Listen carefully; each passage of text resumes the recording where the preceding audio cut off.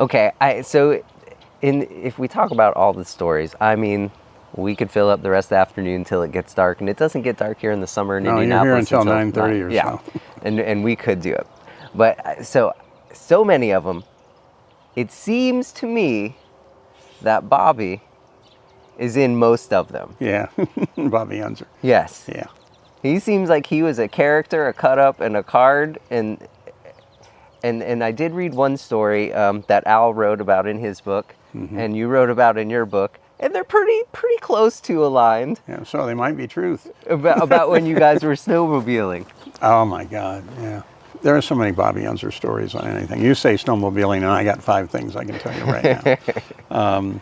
He used to love, he'd get people riding the snowmobiles, you know, taking a little tour, because he had a deal with Skidoo, who were making the snowmobiles up in Canada.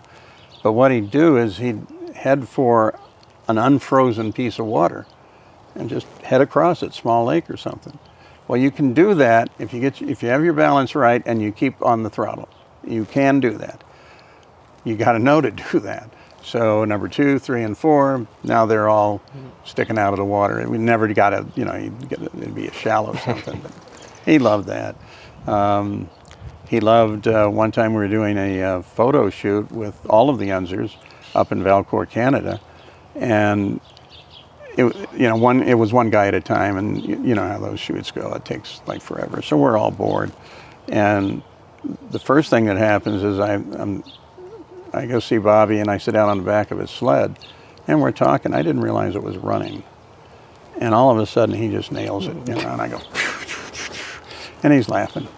And then later we decided to race, and I'm chasing Bobby, and there's little woods out there. We kind of created a semblance of a racetrack, and Bobby, of course, is way ahead of me. But I hear this really loud set of noises, and I come around the corner, and there's Bobby standing in the middle of our little racetrack. And the snowmobile's upright, but there are pieces everywhere. and these are all bodywork pieces. So Bobby commences to put them all on. And he's got it so it looks kind of like it's okay. So now we drive back to where they were, and he hits the brakes, and they all fall off. Well, everybody's looking. You know, that was Bobby. Yeah, that sounds like a cartoon almost. Oh, his life is a cartoon. And he was. There's a real dichotomy in Bobby, in that one, he's bold. He's not arrogant, but he's extraordinarily sure of himself. He's bright beyond all belief. His intellectual side was such that if you're going to explain how this camera works, he's going to stand there until he understands how it works. He's not going to bull you around and say, okay, I got it. And he was immensely curious that way. He was a great prankster, which worked fine for me because I'm a great practical joker too. And we were always at each other with those kind of things. And you never knew what to expect out of him. And that was kind of the fun part of it. But you also knew that he wouldn't be upset if you came right back at him with something. So that's the way we kind of lived our lives. Bobby, a 13-time Pikes Peak Hill Climb winner, is afraid of heights. Nobody knew that, but I found it out. So at Long Beach one year, we're going up on a scaffold. That was our booth, just one of those scissor lift scaffolds. And I didn't let Bobby see it until race day, race time. And so I said, come on, we got to go to the booth. And there's the booth. Oh, he called me Father. No, Father, I can't go up there. No, we got it. We'll just get up there. It's no problem. It's not that high, just a little ladder. So he climbs up. Oh, yeah, okay, I'm all right here. We're right across from the pit entrance, so we got a great view. And I get a hold of the little switch, and I start raising the scissors lift. So now we're going through like 30 feet, and Bobby's, Father, this is good enough, Father, right? We're fine. I got the thing to 75 feet. And Bobby is all over me. You got to take this down right now. And then I started rocking it. He was so angry with me. And I forget how he got back, but I know he got back for everything I ever did to him. It felt pretty good to get one in, though, didn't it? Oh, yeah, it always felt good with him. It always felt good.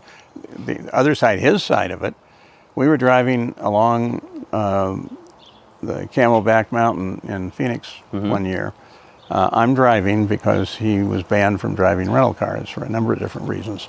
And, you know, all those beautiful homes up on the Camelback. And Bobby says, look at that.